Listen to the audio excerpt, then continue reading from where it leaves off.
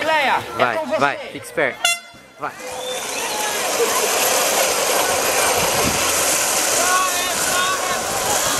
Calma. Deixa passar.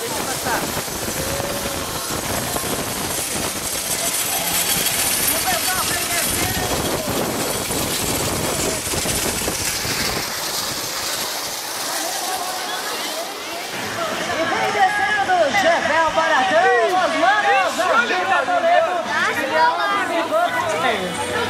vem descendo ou vem se enroscando, Mike? É isso aí, o pessoal que se enroscou aí, coloca o carrinho de novo na rua e desce pra continuar, tá valendo.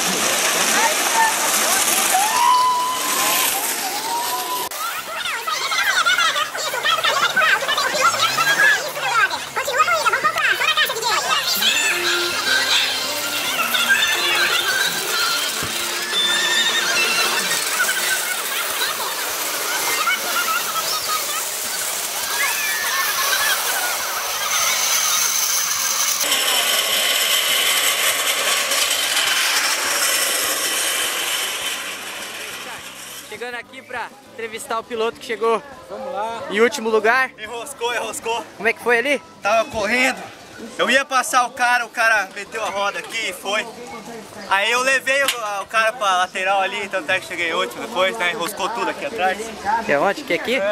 Enroscou a fita aqui, ó. Aí não deu. Eu tava descendo bem, o chulé empurrou certinho. Se não é enroscado ali, porque tá difícil, nós estamos entre dois. Agora a gente tem que esperar a próxima. Só a próxima. Que horrível, né, Ricardo? Vamos lá. Não, tem que erguer a cabeça e agora buscar outra vitória. O que dizer, Chico? O que dizer do desempenho da equipe, Chico? Rapaz, o negócio é o seguinte, cara, eu acho que Toledo vem aqui, né, com uma expectativa muito alta, mas que ano que vem é segundo ano, né, cara, divisão, vamos tentar o acesso ano que vem, né, cara. Segunda divisão? Tem pra falar, Ricardo? Rolimã maior.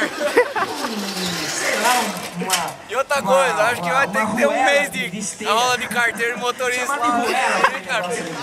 Todo mundo Agita!